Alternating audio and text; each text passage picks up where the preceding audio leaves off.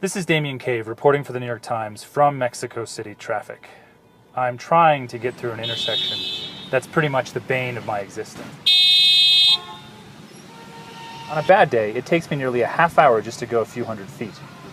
A big part of the problem, of course, is that too many people here insist on driving. But this intersection also features a subway station, and there are just way too many taxis that stop to pick people up. The traffic police tend to just stand around even when there are people running red lights, like this guy. What's interesting is what happens because we're all stuck in place. A bad intersection like this one creates a captive audience, and a whole lot of people who are trying to turn drivers into customers. When I came to this intersection this morning, this is who I found. There were also a bunch of guys who said they were waiting to be sent somewhere for a day of manual labor.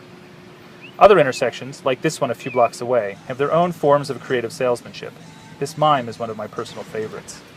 But no matter where you are, it's hard not to marvel at just how much there is to see in this city while trapped behind the wheel. Drivers do all kinds of things to pass the time. And yes, in case you were wondering, talking on a cell phone is illegal here, not that anyone pays attention to the law. Personally, I always appreciate the people selling food or just those brave enough to push it through the streets.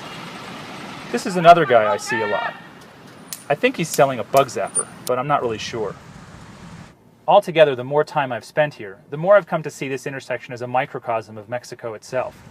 This is a country where 6 out of every 10 workers toils in the informal economy, and yet it's also increasingly middle class, which means more drivers and more traffic. That's why whenever I can, I decide to walk.